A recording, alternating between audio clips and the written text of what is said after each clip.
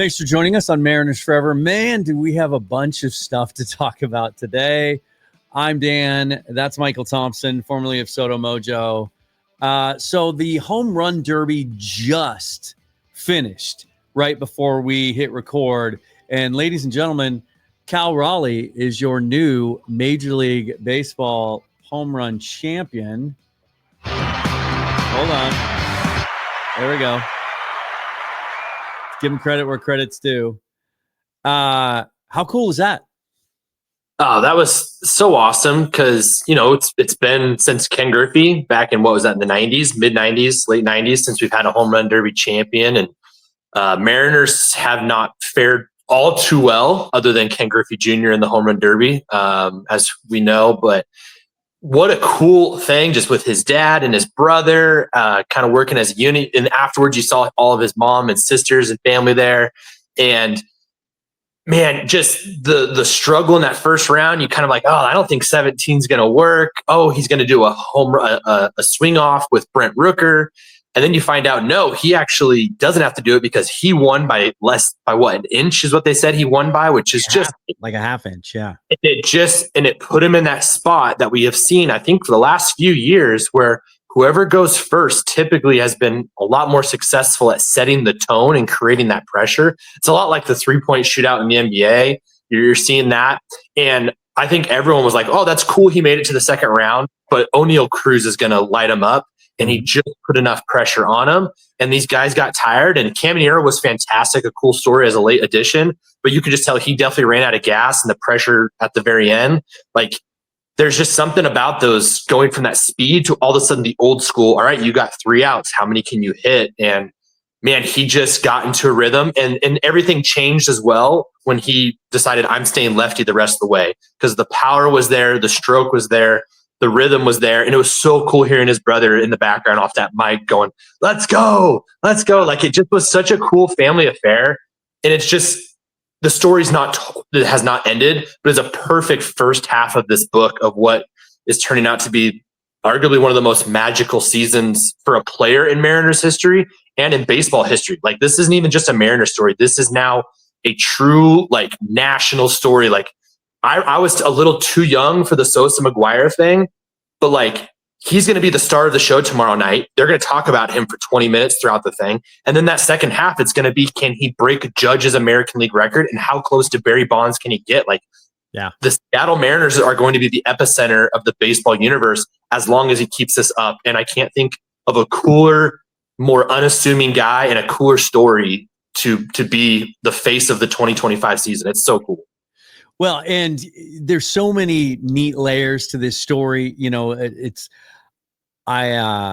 sorry I didn't have this prepared to play on the show, but I'm sure you've all seen it, right? Where he's 8 years old and he's in his backyard and he's playing like home run derby with a wiffle ball or whatever. And he's like singing this song, like, I'm the winner of the home run derby.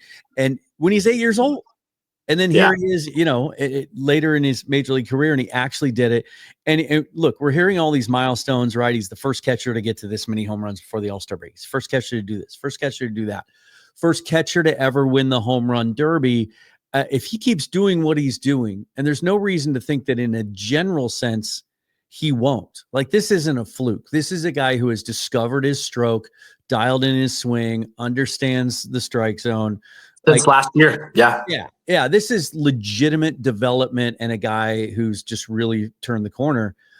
But yet he's probably not going to win the MVP because Aaron Judge is going to hit 350 and the numbers are so astronomical, and he plays in New York and all that it's going to be on the Mariners' shoulders to make sure this storybook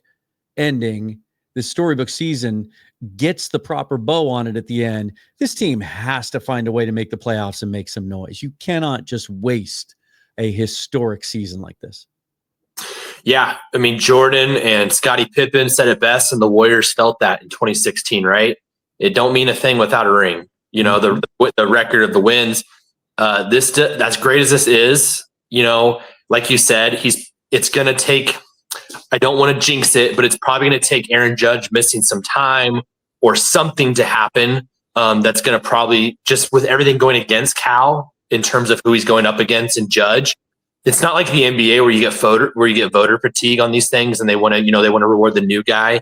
They're pretty stable in picking Judge, and that seems to be the route it's probably going to go, barring a collapse by the Yankees or a surge by the Mariners. But none of this means shit if you don't hang a banner at the end of this year. Like, honestly, and even if that's a wild card berth, just something that you can hang a banner to remember, hey, that year when you go look up in the right field upper deck, that banner that year, that was when Cal Raleigh broke all these records. That's when Cal Raleigh broke the American League home run record, or finished second in MVP and had arguably the greatest season in Mariners history. Like, that is what we're talking about right now. And now he's added this cool, it doesn't mean anything in the wins and losses, but it means something to win the home run derby. Like, that is a legacy moment and stuff. And it's just so awesome. Like, maybe this is a hot take, but like, in the last 24 months, has Cal Raleigh immediately become one of like the 7 or 8 most popular Mariners of all time? Like, who he is, his brand, the big dumper, the nickname, his style of play, the platinum glove, what he's done for the pitching staff. And he's just like, it's very much like, I don't want to say Patrick Mahomes, but like, it's just kind of like that franchise quarterback, and you give him this big contract and he steps it up. It's very Josh Allen, Joe Burrow, Patrick Mahomes like, where it's like, no, that's the face of our franchise, and I couldn't be more proud. And so it's just like a very nice, comforting feeling. And that's no disrespect to Julio Rodriguez, who's been freaking amazing. And we're going to talk about him here in a minute. But like, we now have 2 faces of the franchise that hit different tones, if that makes sense. And it feels like, man, if he keeps this up for 2 or 3 years, even in a short window, he's going to be on this Mount Rushmore-esque landscape of great Mariners, which is saying a lot. Absolutely. He took a big step towards that 2 years ago when he hit the home run to send him to break the playoff. Exactly. Legacy, man. It's an iconic moment. And now what he's doing, I mean, it feels like, talking about analogies from other sports, it kind of reminds me of that 2020 season when Russell Wilson got off to that massive start. Those first, they go 8-0. He's in the MVP conversation. He's throwing 4 touchdowns. It faded in the second half. This doesn't feel like it's going to, but it feels similar to that, in that the light really, really went on.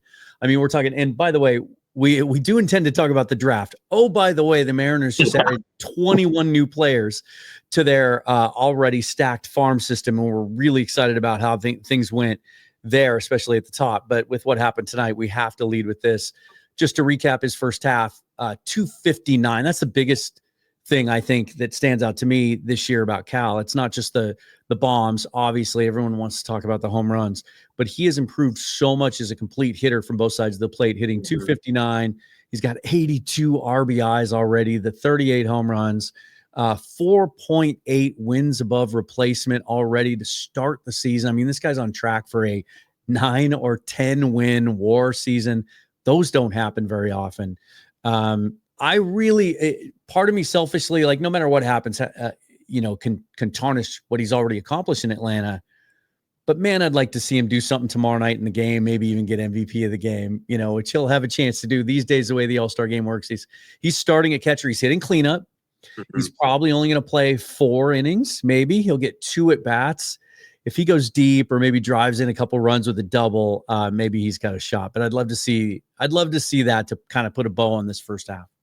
Yeah, that was the kind of if you're going to make the case for him stealing MVP from Judge, the Mariners probably have to make the playoffs. They might even need to win the West, but they definitely have to make the playoffs. He has to keep what he's doing. He's got to break the American League record. I think him beating Judge's record and being a 9+ WAR catcher, and if he can get that Gold Glove again, not even the Platinum Glove, but if he can get the Gold Glove again, all that adds up. But you also needed moments, right? And he might need that walk-off home run to clinch a playoff spot again, or to get hot at the right time to get us a banner. But stealing the show at All-Star Weekend when the entire baseball world descends on there, and he did that tonight, and if he can do that tomorrow, that's how you really start to build up that case. Now that shouldn't be the end goal, but like, as a fan, like, the last Mariners MVP was 2001. It would be freaking amazing to see that again. Now, the good news is, and I'm showing it here on the screen, Mariners have made up some ground. Now, we haven't talked to you in a couple weeks. Sorry we couldn't join you last week, but they had dropped to as far back as 7.5 back, it seemed like the Astros were never going to lose again, or certainly that they were never going to lose again on a night the Mariners won. And then the Mariners go to New York and absolutely lay an egg in about as bad a 3-game series as they've had, not just this year, but maybe going back a couple of years, where everything kind of falls apart. They score runs, the pitching staff falls apart, and then in the third game of the series, Brian Wu goes 7 no-hit innings. All-star Brian Wu. Yeah, all-star. Gets a chance to go out there in the 8th, can't get it done. Bullpen blows the lead. Not only does he lose the no-hitter, they lose 6-5. Felt about as low as the season could get, especially knowing the next 2 nights they were going to face Tariq Skubal and Casey Mize. Skubal, the best pitcher in baseball this year. Mize having a great season as well. The Detroit Tigers, highest win total, best team in Major League Baseball the first half of the season. They go out and sweep them.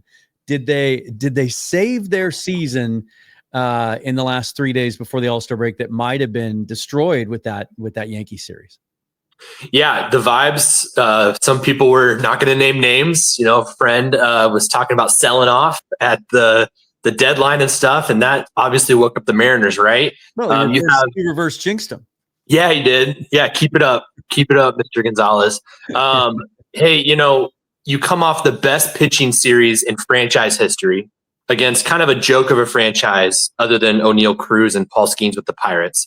And then you come to Yankee Stadium. It's a litmus test. We're ready to go see how we match up with the defending American League champs. And that was as deflating of a series as you can get, right? Again, Logan Gilbert just can't throw to the New York Yankees. He's got one incredible game against them, and everything else has just been rough, absolutely rough. Evans gets lit up, and then Wu again solidifies his all-star, first half with an amazing performance, and then just a gut-wrenching loss. I think you even messaged me and said that's the worst loss in all year and maybe in years. And then what do? You come back and you just kick the living shit out of the Detroit Tigers, who are at the time were the best team in baseball. Right, Tariq Skubal was on a roll. We apparently are the only team in baseball that can get to Tariq Skubal. And it's not even with power. We're able to, he can't throw strikes against us, and we're able to put the ball in play. And 0-2, that's something that if we see him in October that I feel better about, if you are going to see them in the playoffs.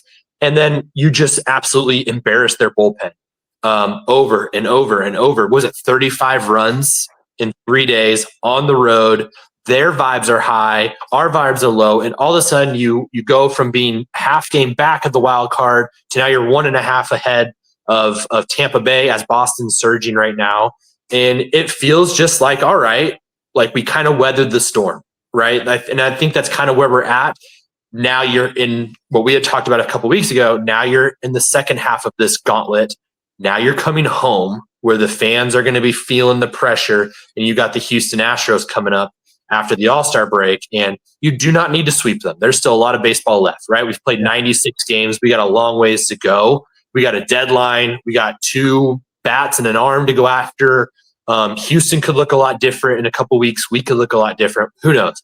But you still need to take 2 out of 3. This is the part of the year you just keep winning series.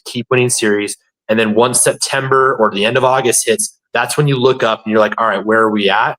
And to knock off 2.5 games after how things were looking and the way Houston had looked in the month of June, I think being 5 back is kind of a win, to be honest.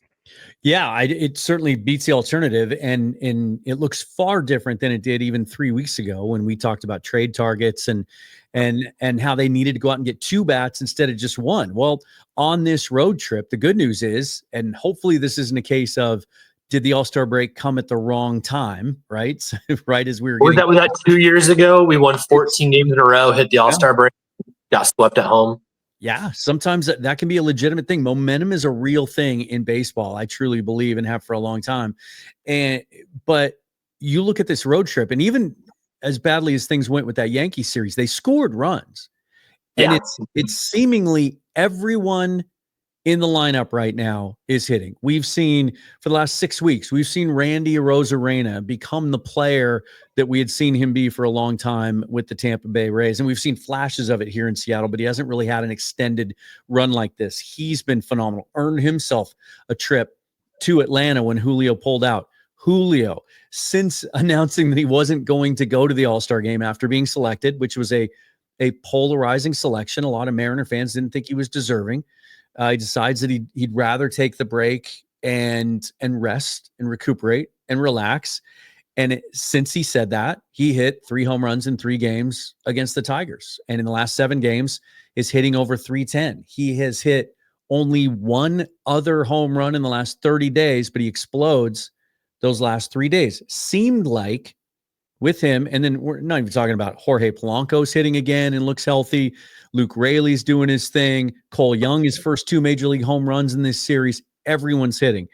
But with Julio, it seems like there may have been a legitimate adjustment that, for as stubborn as he has been outwardly, has been outspoken about how he likes to be aggressive and swing early in the count.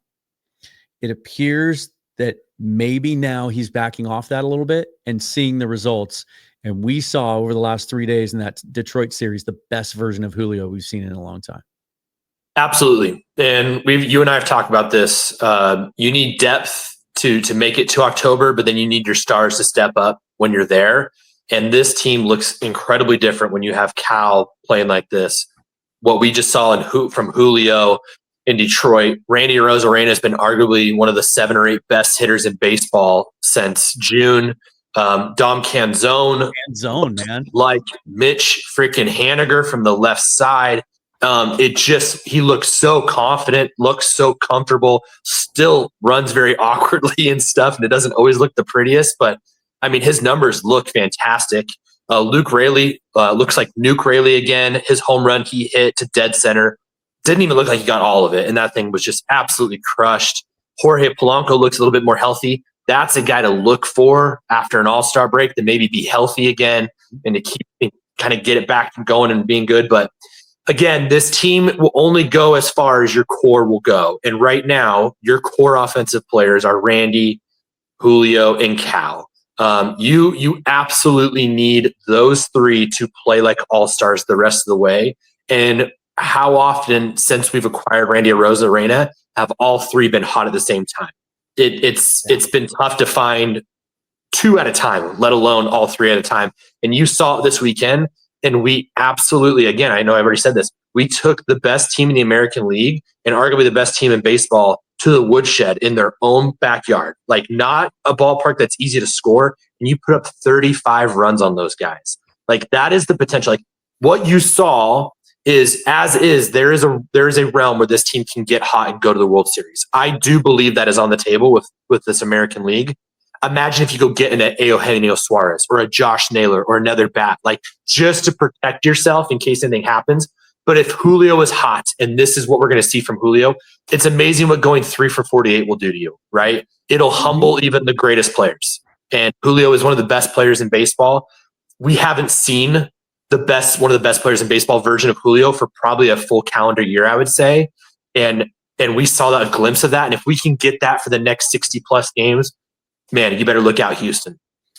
Well, and what I really like too, as far as, to your stated intent of getting to the playoffs, and I do think it's crucial this year. I really do. This feels like, we've talked about before, that this could be in some sense like the final transition year, right? Before we start to see some of those waves of top prospects coming up from the minor leagues. But nobody wants to wait another year. This needs to happen now. And your catcher's having the greatest season ever.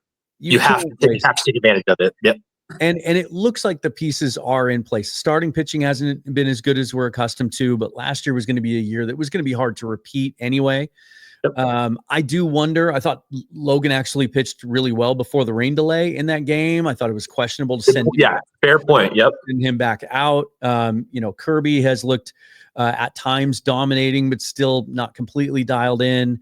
I think that's going to come. I'm beyond the point where I'm concerned about health cropping back up with either of those guys again. They seem to be healthy.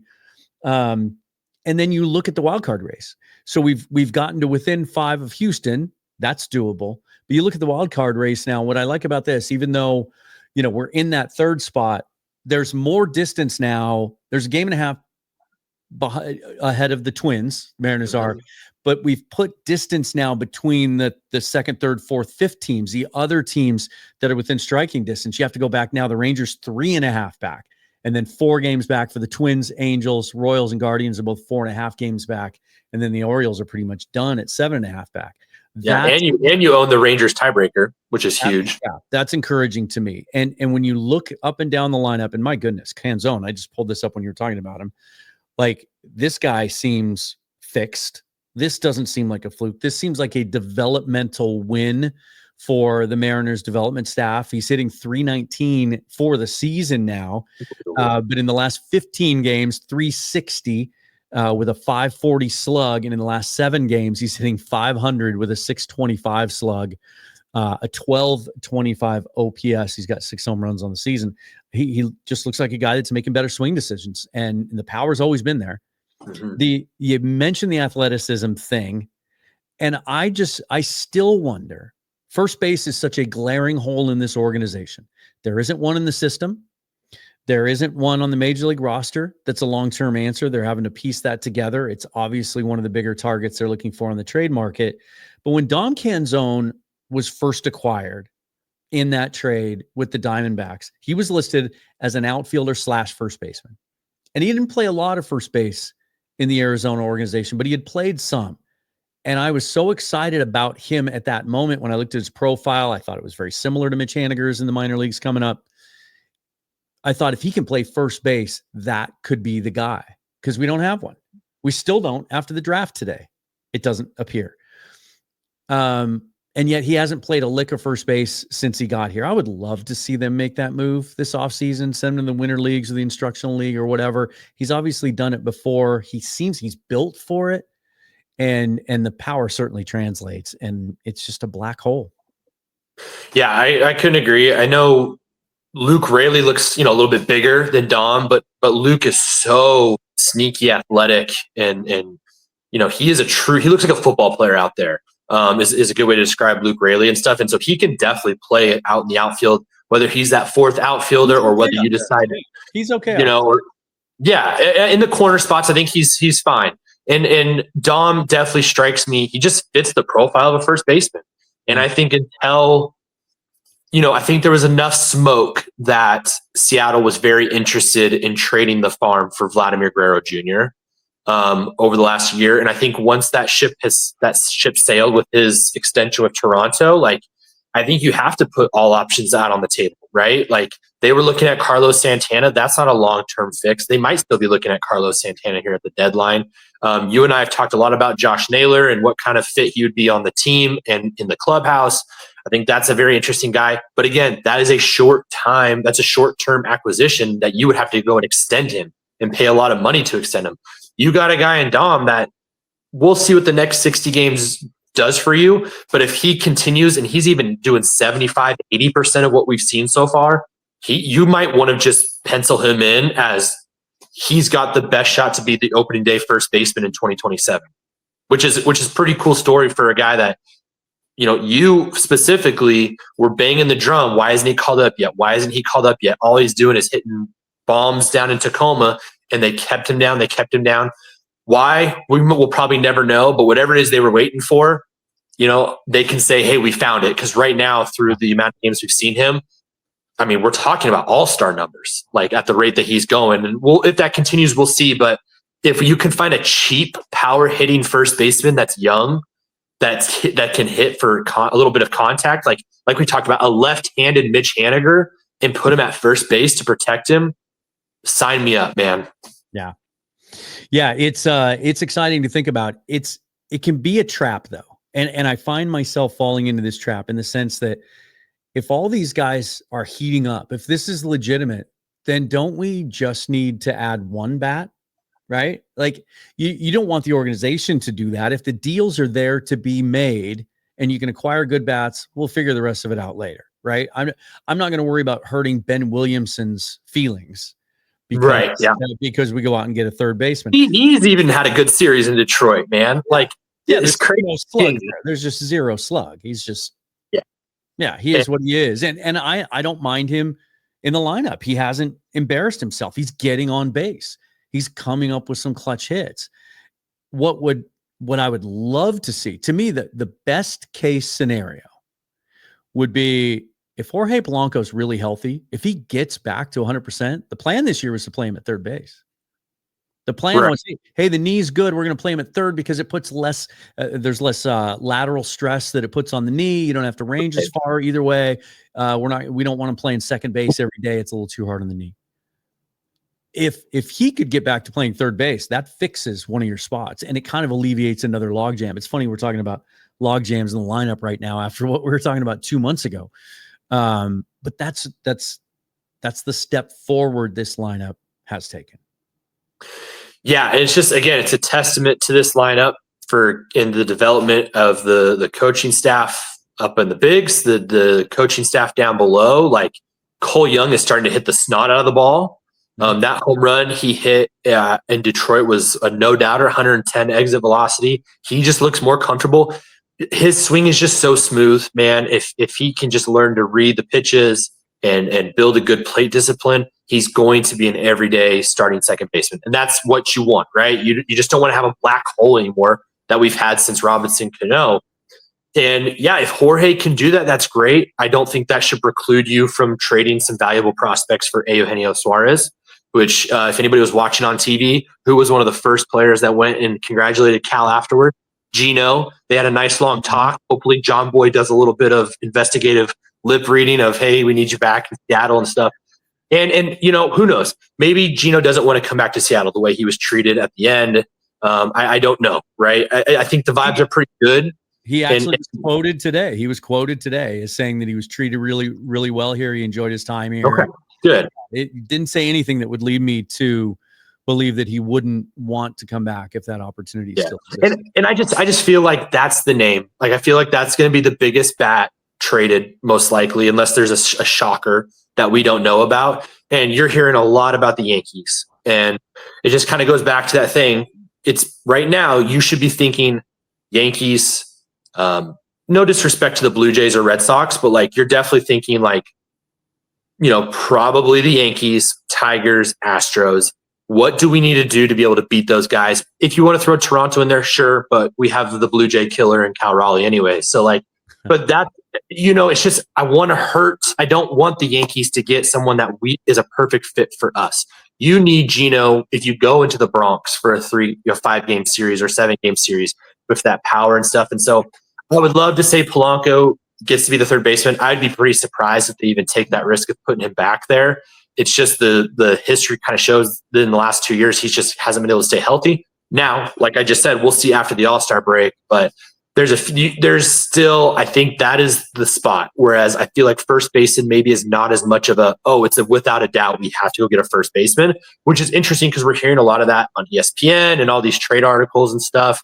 Mm-hmm. I really think, man, like, yeah, I would love Josh Naylor. Who wouldn't necessarily, but like, Gino's that guy, and then you figure out what you're going to do with Polanco is where I'm at and stuff. And this doesn't need to be a Gino trade podcast. I think we will have plenty of those coming up, but like still, it's a great problem to have that we might think that Polanco can be the answer somewhere, which was not the thought at any point other than in April when he was the best hitter in baseball. Right. And then he got hurt. And so, yeah.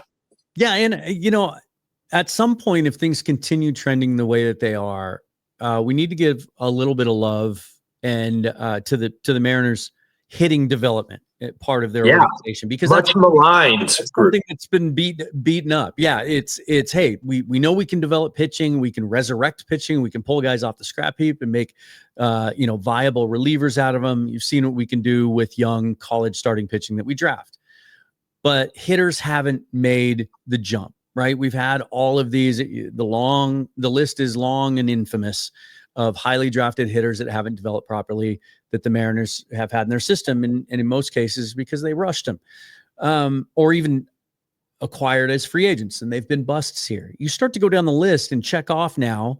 Right. We've talked about this quite a bit on the show, all the hitting prospects in the minor leagues, and almost by and large to a man, they're all developing. They're all getting better with each month that goes by. We've seen Laz Montes make a huge leap to the point that, you know, even though people thought the hit tool was going to be a struggle for him and the swing and miss, and yet he hasn't missed a beat since he's moved up to Double-A.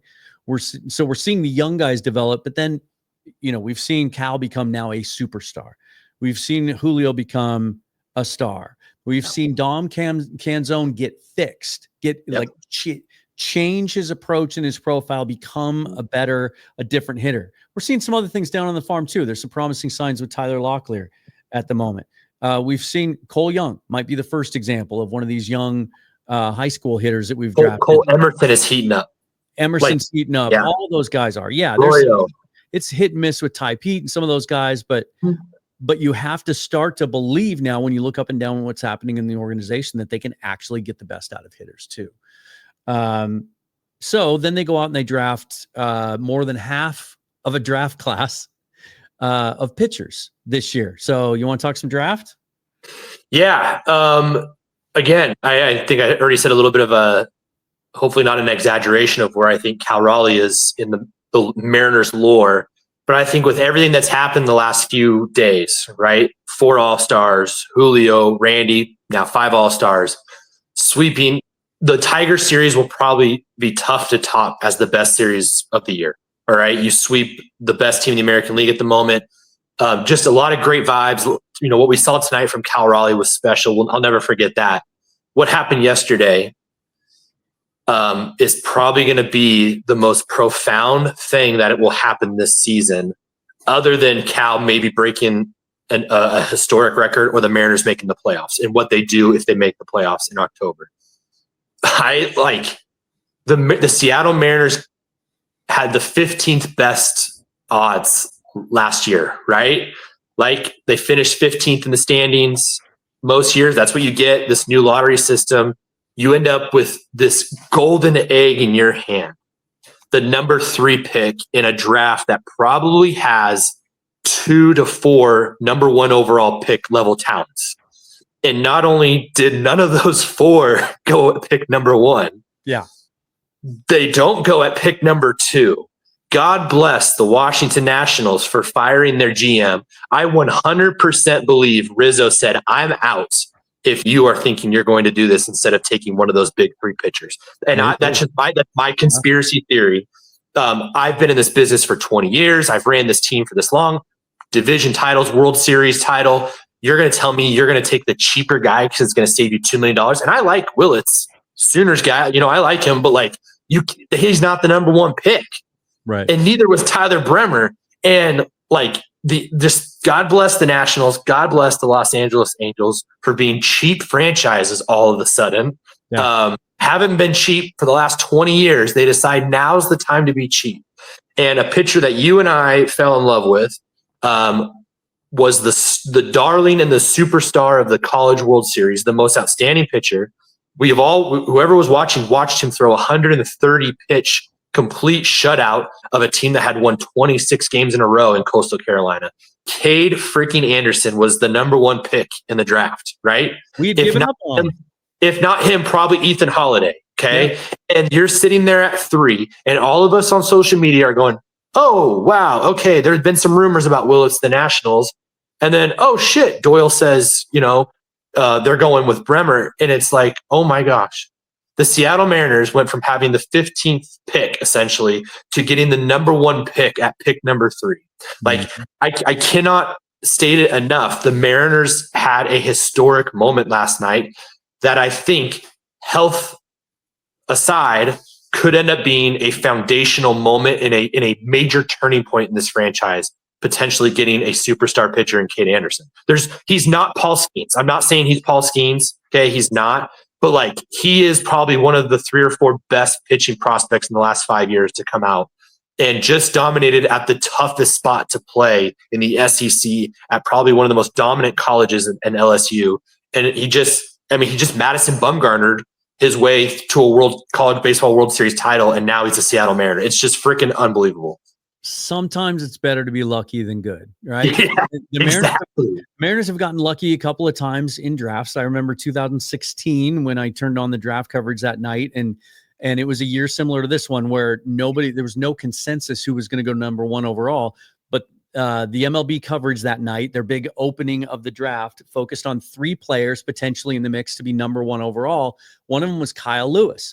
Kyle Yeah. Lewis ends up Great falling example. to 11, or the Mariners end up getting him at 11, I think.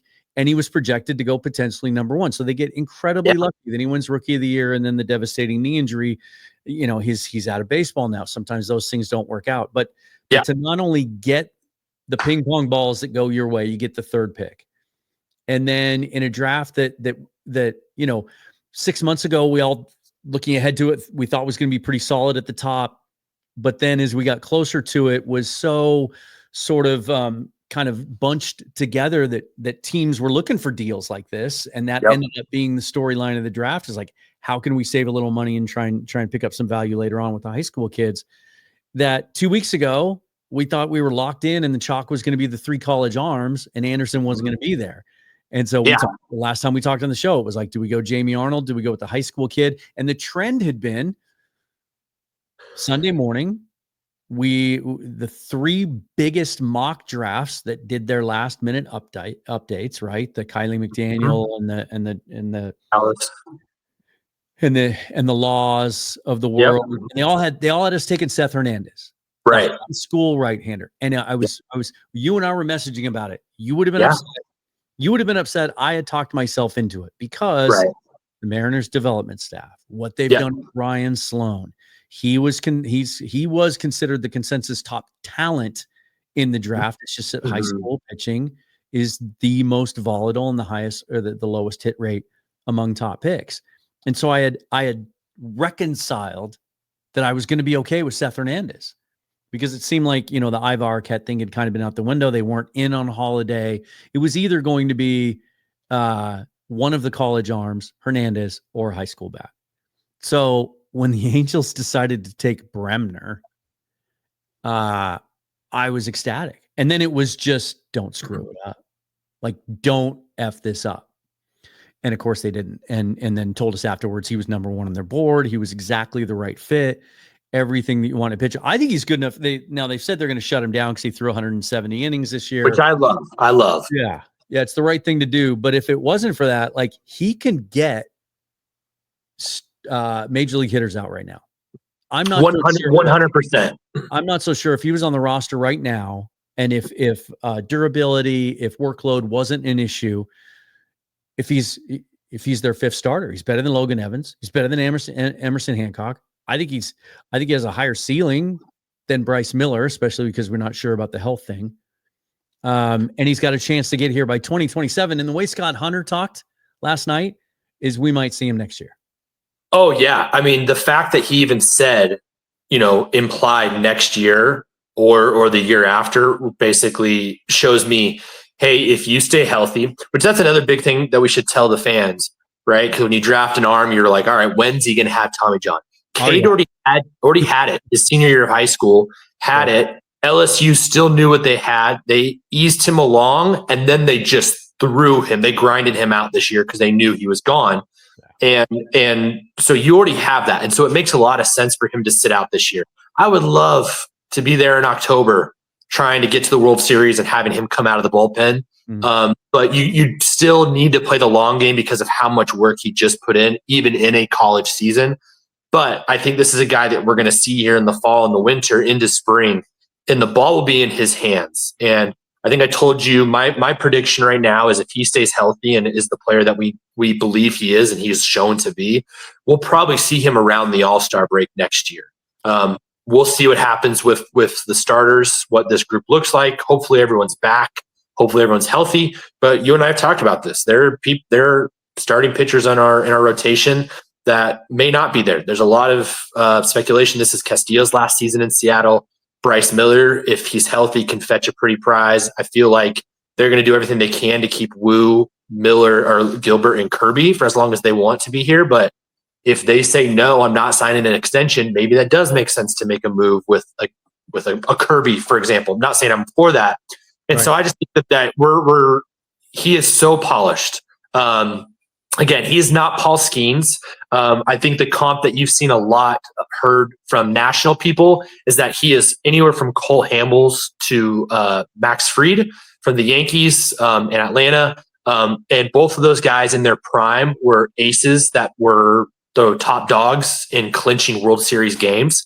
that's a lofty goal for Cade Anderson, but you watch him pitch, he looks exactly like them, right? He sits around 93, 94. He is a little bit skinnier than you probably would like. That's probably going to get taken care of by the development staff. You're going to see him put on a little weight. He touches 97. He's got a mid 70s curveball that drops straight down. He's got 4 pitches. They really like some of his off speed stuff.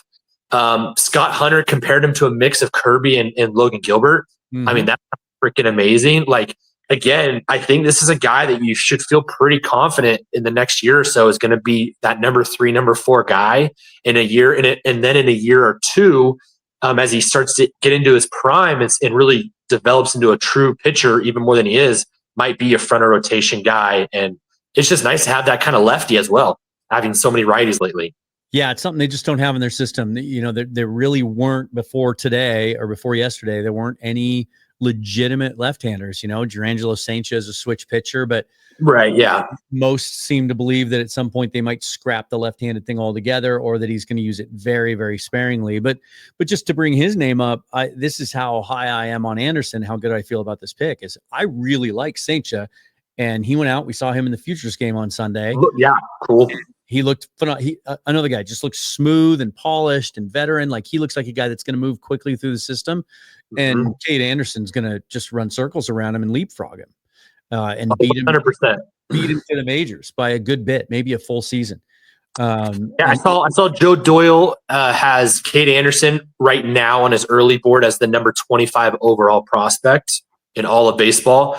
I'm probably a little bit more bullish on that. I would probably have him ahead of Colt Emerson. I believe Colt is somewhere in the teens or early 20s, but like right now you've got 2 top 20-ish top prospects in all of baseball. I think if someone told me Cade Anderson's a top 10 prospect, I wouldn't bat an eye. And if you told me he's 25, I wouldn't bat an eye either. I trust Doyle, and we'll see what all these rankings come out and stuff. But like, again, this is such a gift. You have the best farm in baseball on paper, and you just got arguably immediately your number 1 prospect.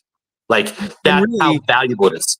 Even though, you know, you can't draft for need in the baseball draft. We're going to there's still some fan perception that you can and do, and we're going to talk about that with the second pick here in a second.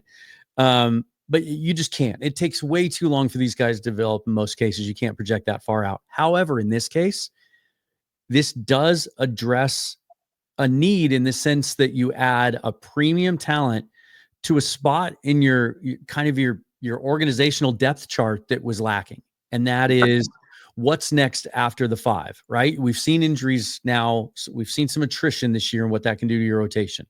We've seen it strike Kirby, Gilbert, and Bryce Miller. And then we've seen what our 4A pitchers look like, right? Logan Evans. Good and bad, but we've seen it. Yep. Both of them, Hancock, Evans, have both won some games for us this year. You know, they've been contributors, but neither of them look like a guy that you can count on.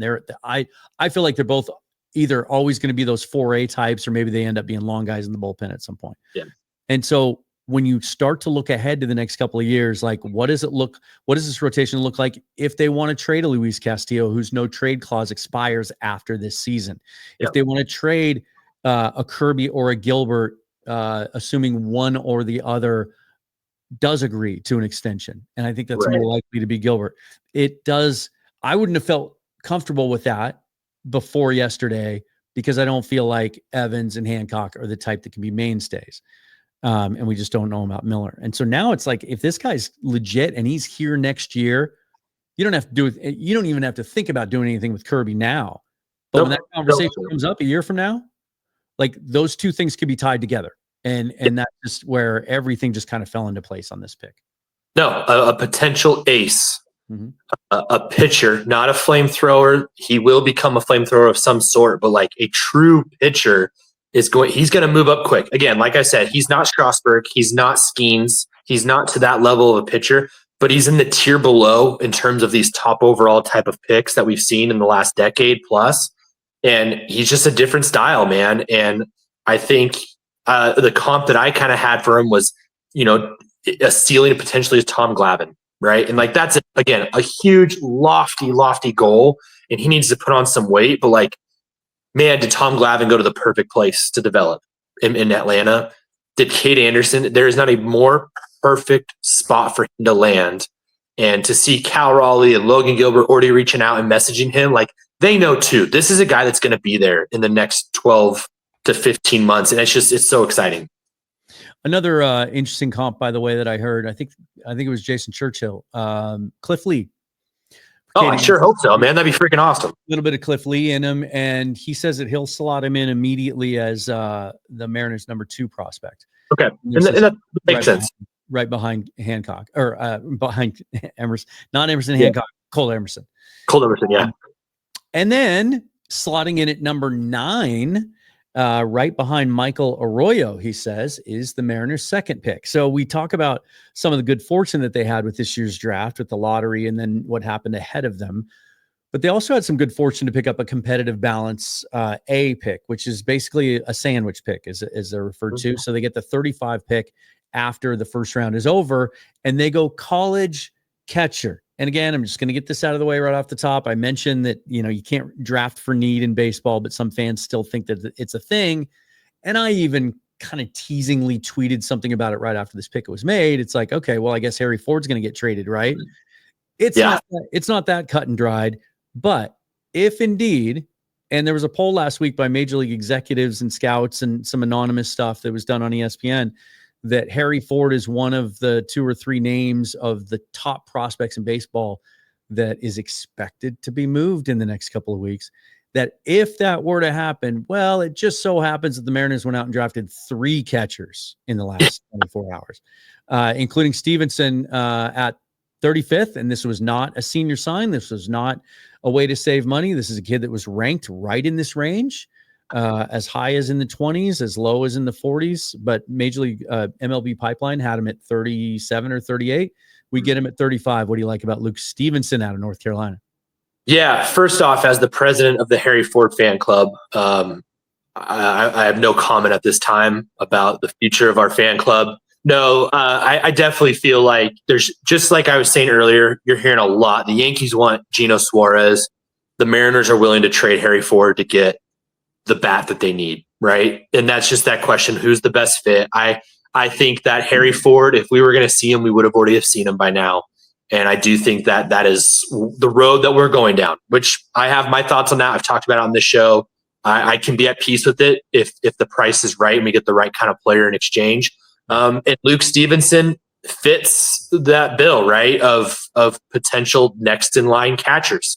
This is not a Cal Raleigh replacement. This is a Cal Raleigh supplement down the road. This is a guy that allows Cal Raleigh to age in his contract that is aging very beautiful right now, to age even more gracefully, to allow him to play some DH in the future, because that's probably where Cal Raleigh is going to end up finishing his career. Luke Stevenson, second best catcher, pretty much unanimously across the board with prospect rankings in this draft class, behind Bodine, I can't remember how you pronounce his name. Which, side note, kind of interesting that Baltimore took a couple catchers in the first round with Adley Rutschman, right? Rutschman, and both of them are like guys that are probably ready by next year. Especially Bodine is considered one of the best defensive catching prospects that come in years. So kind of weird if Adley's days in Baltimore are numbered. As a Seattle native, I don't know if there's a spot for him, but that will be interesting to watch this winter, most likely. But Stevenson, again, I saw a lot of comps for Cal Raleigh. Sure, ACC catcher, had an amazing freshman year, a little bit of a dip this year, hit 250 in college. Second best defensive catching prospect. His profile is all power, not a whole lot of contact at the college level. That always scares me a little bit, but the ACC is really good baseball. That and the SEC is where all the pitchers are at. And he had a great year and was an All-American the year before. Apparently is like obsessed with peanut butter and jelly, and he'll make a few in the dugout. So kind of a cool guy. One thing I thought was interesting, his profile showed that he's 6'1", 210. So I'm curious how that body will grow into being a catcher, or what does he learn if he's someone they think can move up quick to supplement Cal, while also, like, is he a first baseman potentially down the road? But everything shows of him as a fantastic defensive catcher. Yeah. So I'm a little curious how that will work, but just I feel like that's a high floor pick if you're looking for a power bat that's going to, probably 230 and hit 25, 30 home runs if he's given 120, 130 games to produce. How that fits in with our franchise catcher over the next 6 years, I don't know, but you're just adding depth. And again, it just kind of solidifies, along with the other draft catching prospects, that Garver and Ford may not be here in the near future. Well, and I think it addresses a long time void in the Mariners minor league system. It just seems like catcher is a position that they've rarely had legitimate prospects at. That whenever they draft catchers, it seems like, and when this was happening yesterday and then today with the two kids they took, the first thing I always look for is like, can he stay behind the dish? Like so often you'll see these guys listed as catcher coming out of high school or even college, but they probably can't stay there, not athletic enough, what have you. He clearly can, and scouts believe he is a catcher through and through. The thing I do like about this pick is the timeline seems ideal. If he can develop and if he can fix some of the swing and miss, and one of the reports I heard today is that it may just be a swing decision issue. I like the swing. My goodness, in fact, I tweeted it out last night. I found a highlight reel of his on YouTube, and it's just him hitting dingers to all parts of the field. Really compact, real power, really short stroke. Really, really like the swing, but it's swing decisions. And one thing I heard today was treats 0-2 like it's 3-0. Like just doesn't, he's just way, way, way too aggressive when maybe the situation doesn't call for it. And that is absolutely something that can be developed. But I like the swing. I like the power. And if he's, it takes catchers a little longer sometimes because they have to get the defensive part of it together too and learn how to call games. But let's say he's ready by 2028. Yep. Okay? Isn't that probably about the time Cal will be 30, 31 by then? That's about the time you're going to be looking, when you see the kind of hitter now that he's developing into, that the longer his career lasts, that's going to be more of the priority. And you're going to be looking for ways to manage his workload. And if you found yourself a really solid catcher that a couple years from now can come up and catch 4 days a week and give you 15, 20 homers while you're at it, and Cal can take some time off and mix in some DH. I mean, that seems like something that the organization was going to lack, in particular if indeed you trade Harry Ford over the next couple of weeks. So while I say you can't draft for need, I think this was just a really fortunate situation where all worlds kind of came together, but it also made sense from a positional standpoint. Yeah, absolutely. This is a guy that you saw anywhere from the late 20s to the late 30s. You get him right around where it kind of makes some sense at 35. You and I were talking. There were some other dudes I would have loved to have had or looked at and stuff at that spot, but I think it all works out. And you're talking about Cal. This is probably the best season he's going to have. It doesn't mean he's not going to have a Hall of Fame career, but your goal should be to make sure that 6-year extension ends up being valuable all the way through. And then you can see if you want to continue on afterwards. And the blueprint should be, hey, can we turn Cal Raleigh into a Victor Martinez type of success story, right? Mm-hmm. Victor Martinez was a successful catcher for a long time and did a smooth transition into a DH. And that extended his career to where he will probably get some Hall of Fame votes over, he's not going to be a Hall of Famer, but like borderline, he's in the Hall of Very Good, right? Victor Martinez that was a guy Mariner fans really wanted for a few years in free agency. And I think he ended up being a DH, and it probably gave him an extra half decade of stellar play. And if Cal Raleigh can be that type of guy in 2028, bringing in a guy that some people like to compare Stevenson to Cal Raleigh, seems like a perfect fit if he truly is a plus defensive catcher. Now, the Mariners did end up saving a little bit of money on slot with Cade Anderson, about $800,000. And so you had to anticipate that at some point they were going to take a high school kid, most likely, and try to buy him out of his college commitment.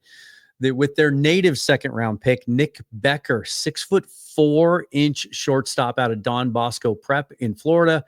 And a really interesting dude. I can't wait to hear what you have to say about him. He's not Florida, the New Jersey Gatorade High School Player of the Year. Everything I read in here is that he can stick at shortstop.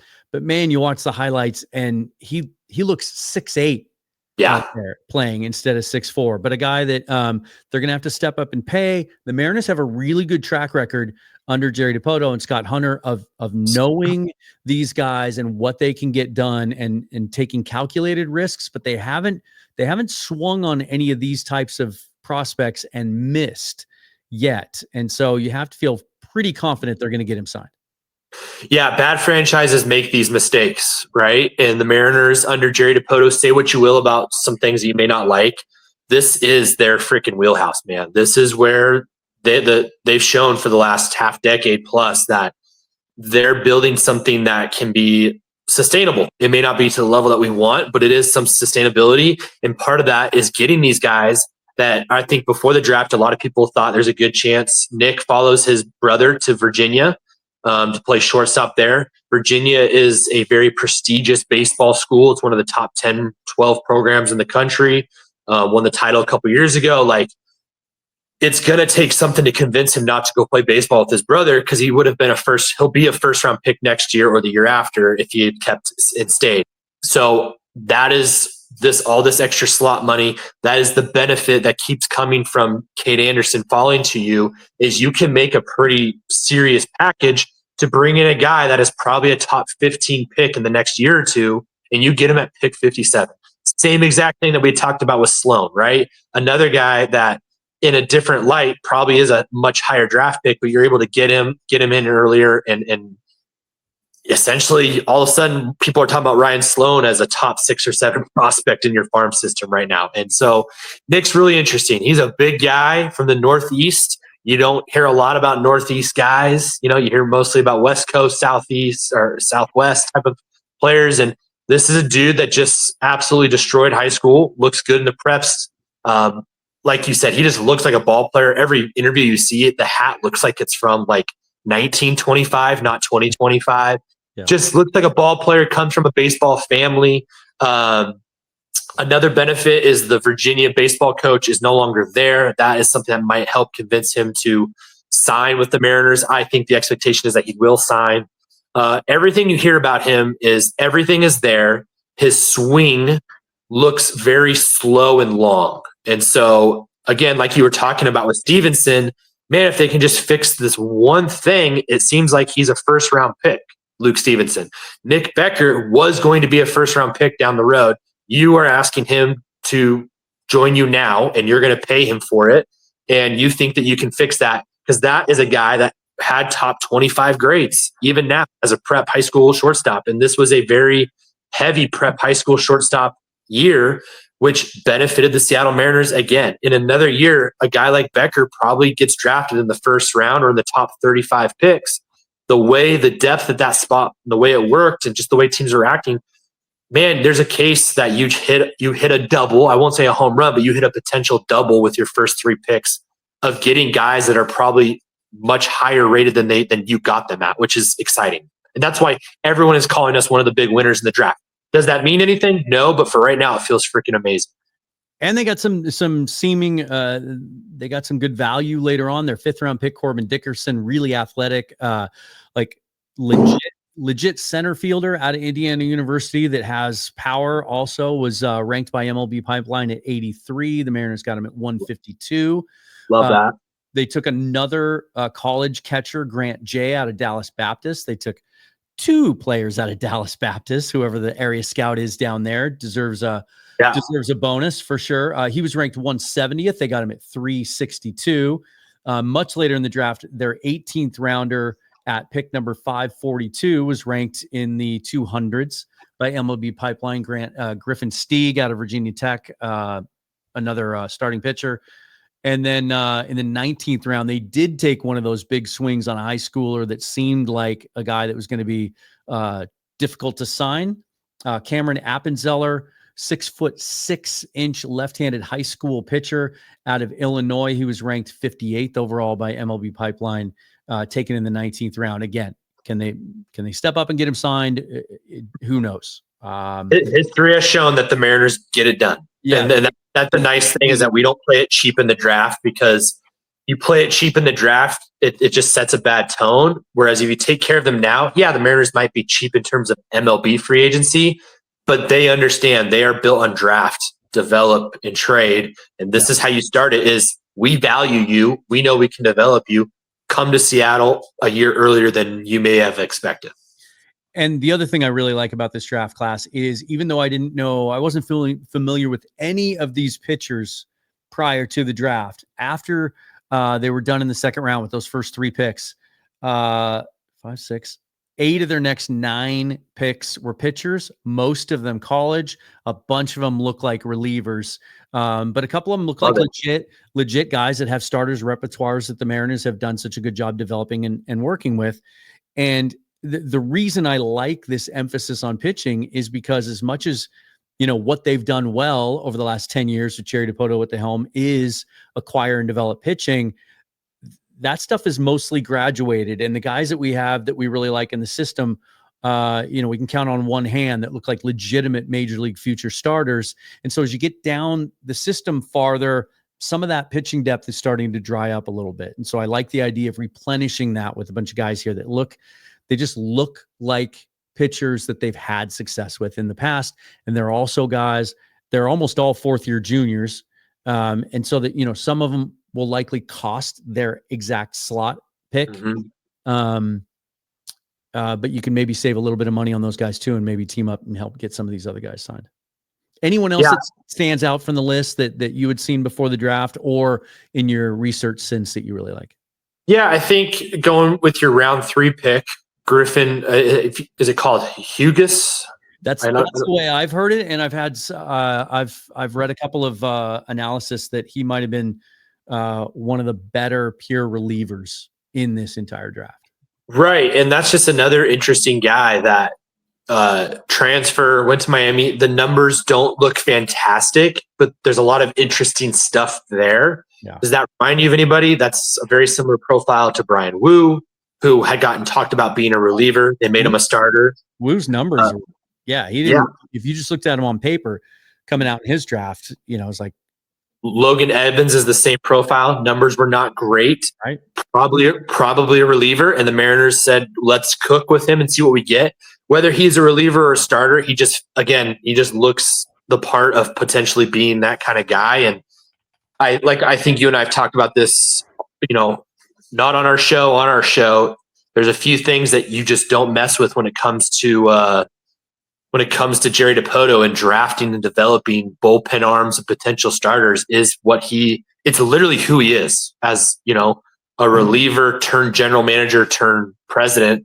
Like, this is where he has made his money. And I'm just so excited to see us go that heavy, because history has shown the last decade under Jerry Dipoto, a couple of these guys are going to turn out to be fantastic relievers or starters for us. And that's just super exciting.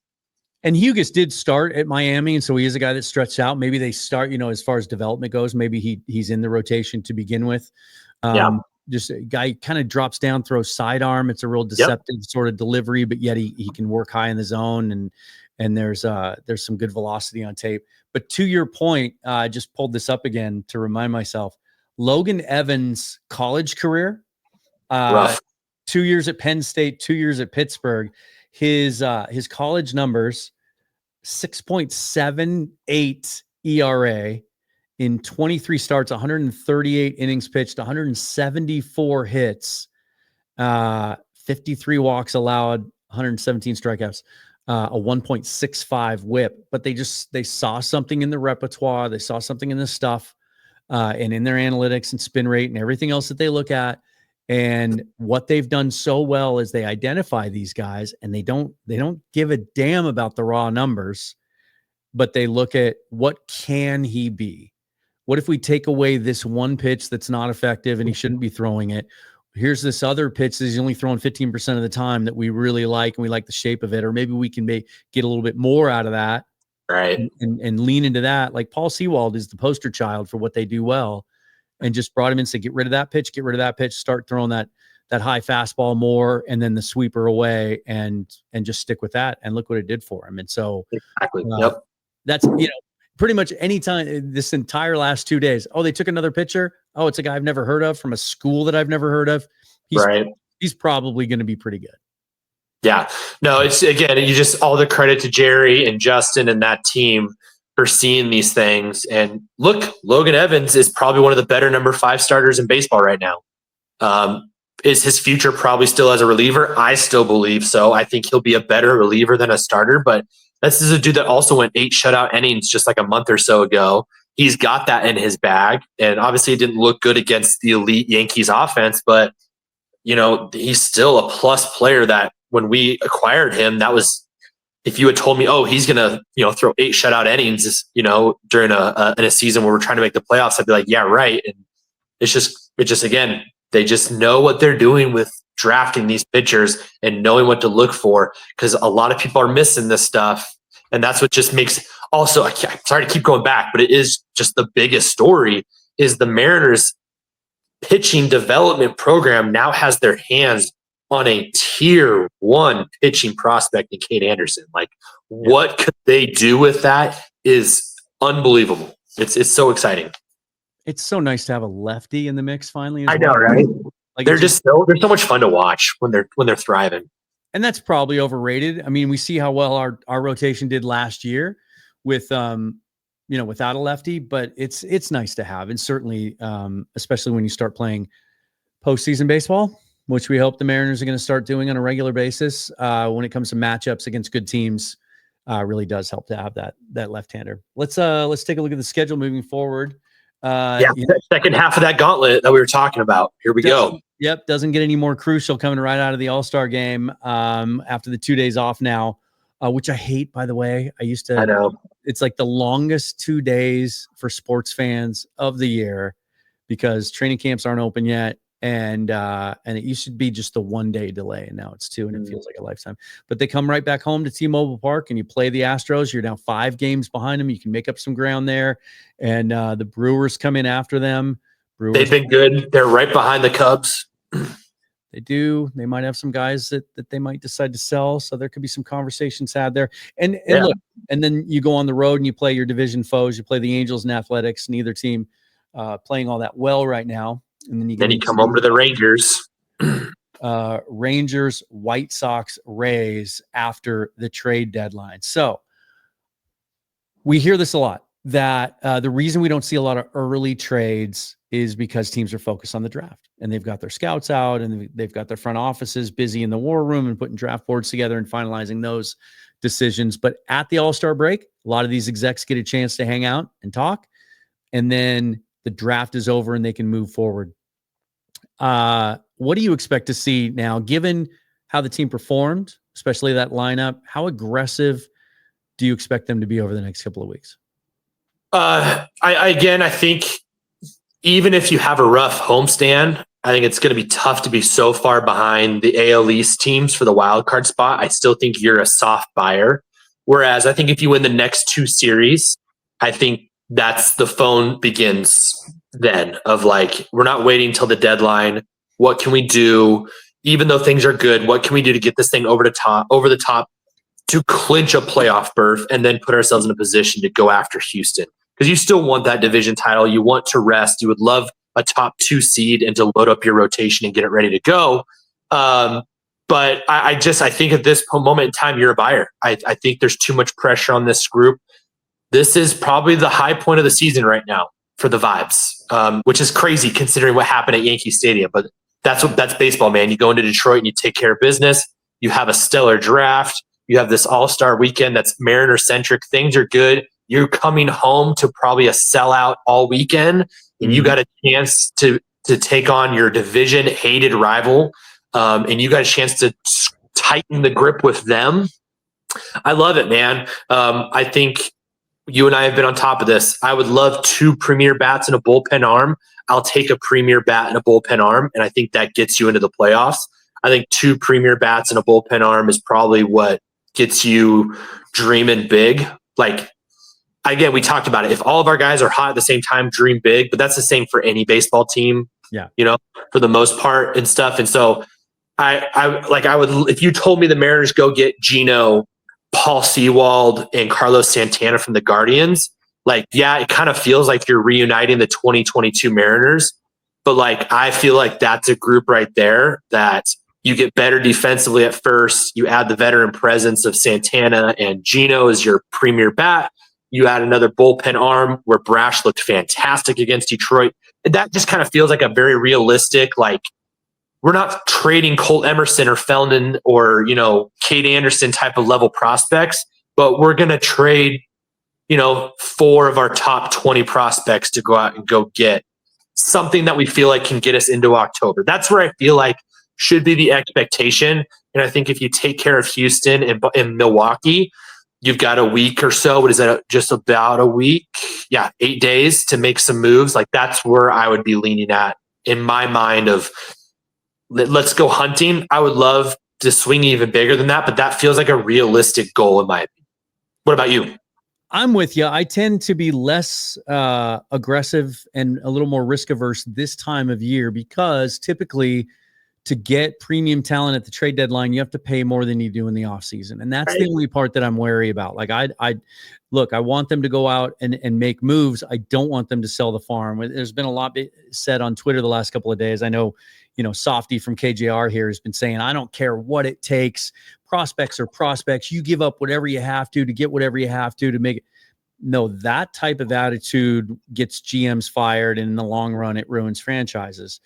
I don't want to overpay more than I have to. Now, if there was somebody under club control that could be a longer term part of the future, even over a short term, like a 2-year period, like a Randy Arozarena, like the deal we made last year. Perfect. Yep. Then I would be willing to give up a Harry Ford or a top 10 prospect. It doesn't seem like there are guys like that available on the market this year. We're talking almost strictly rentals when it comes to bats, in which case, like, Ford's the one guy I'm not going to lose any sleep over. Sorry, I know the Ford fan club and everything, just because I just don't think he has a clear role here in the future, and his value to the organization, and the best thing he can do for the 2025 Mariners is to help bring back somebody in trade. But I saw, I think it was it Jim Bowden who suggested Ryan Sloan to get Naylor and Suarez. I'm sorry, man. As much as I would love to have both those guys on the roster, and we might win the West if we were to acquire both of them, to give up a future ace, like a guy that 3 years from now could legit be your number one starter, I'm not doing that for Reynolds. I think the only way I think the only way you consider that is if you have, obviously, when the Mariners acquired Luis Castillo during the trade negotiations, there had to be some type of contract extension talk. And hey, are you open to it?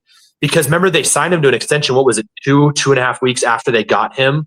So, like, the deal was probably done when they traded for him. It was just getting all the details and getting him into Seattle and stuff. And I have to go back and double check my days, but it was pretty quick after. I mean, that's what made that deal so great, on top of the fact none of the prospects ever worked out for the Reds so far. I would need, a 2-year extension from both Gino, and then a 2 or 3 year extension from Naylor once they sign. Like, if you told me they have that, then sure. If you told me Sloan and Harry Ford and a couple lottery tickets gets me Suarez and Naylor, and I get an extension with both of them, I will do that.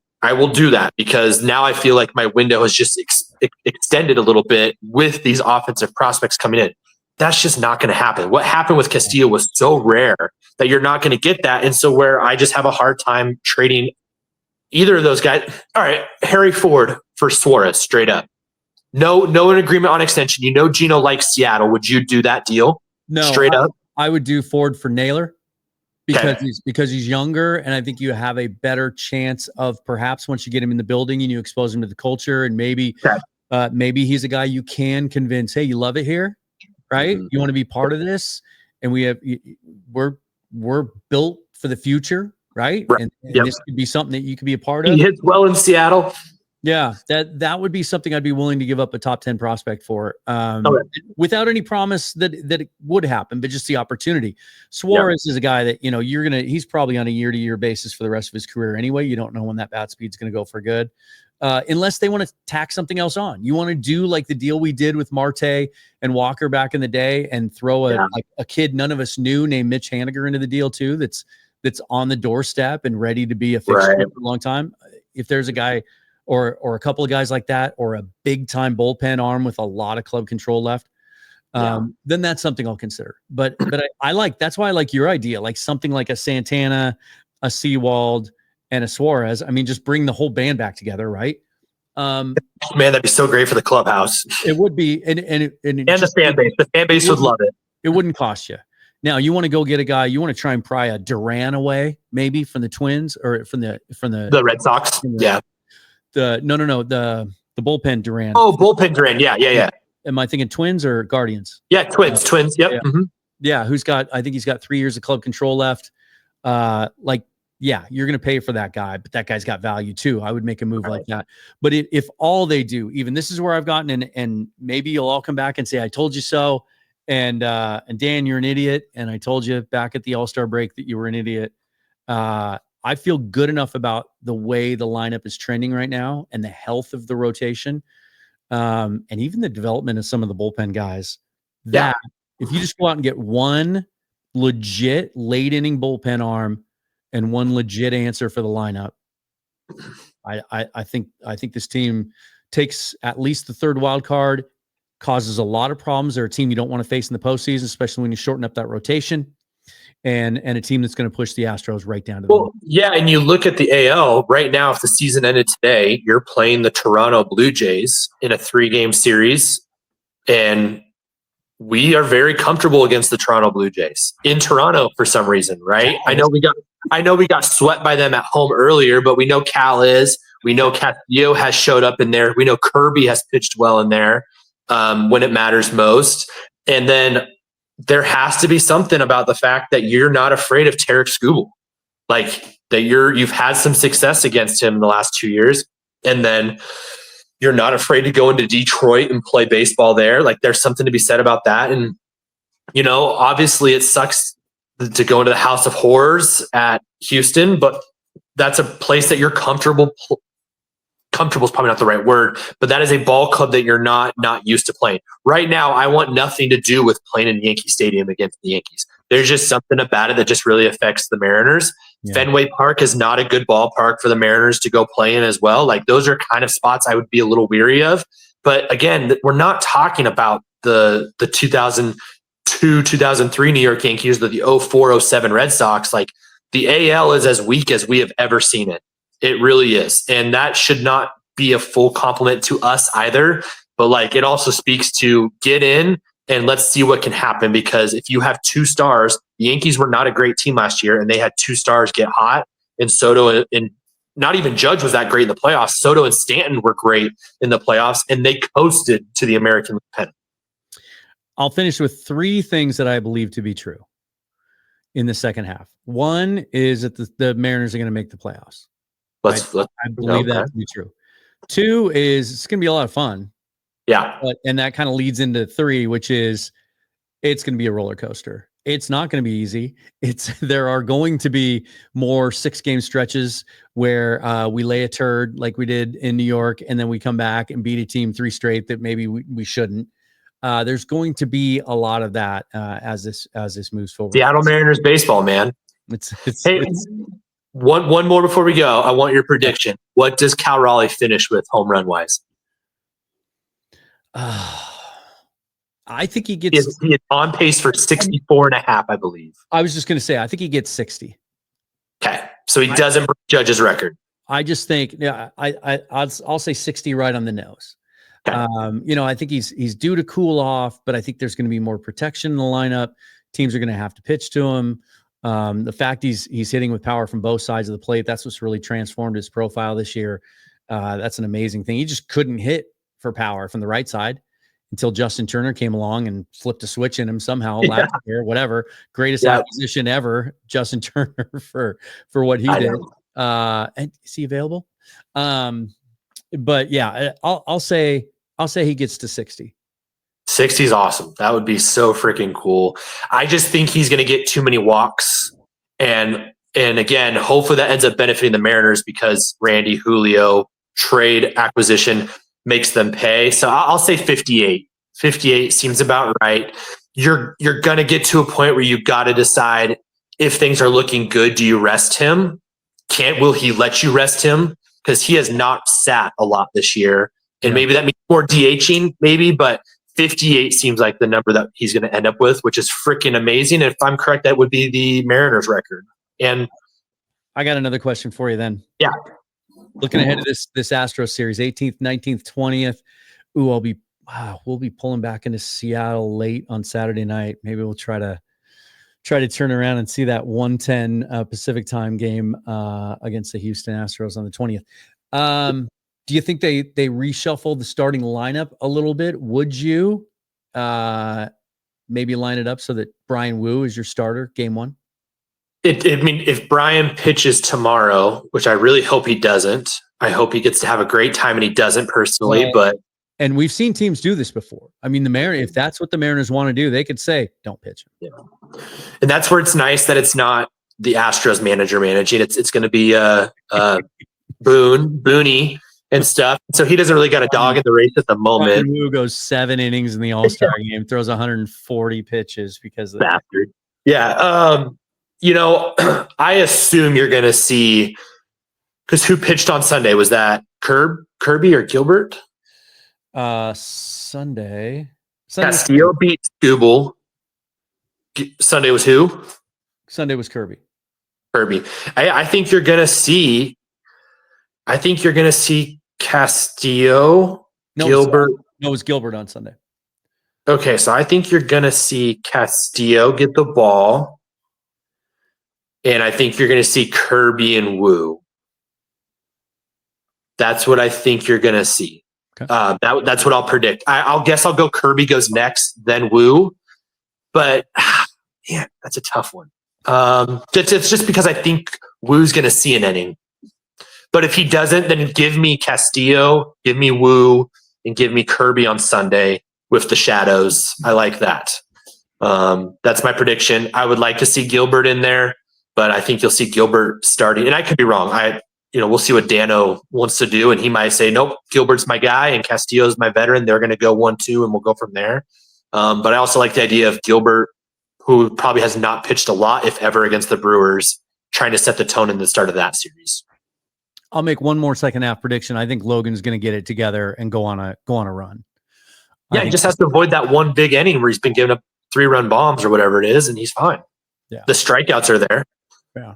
You have to wonder if he's just, I don't know if I mentioned it here on the show, but I was concerned when he added that splitter the last couple of years at what that might do to his elbow. And I just wonder that, this being his first time he's had any physical issues since he's been in the organization, if maybe he just, it's just playing with his head a little bit of a psychological aspect to it.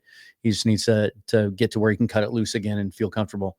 And I think when that happens, he'll go on a stretch where he'll carry us for a couple of weeks. Looking forward to it.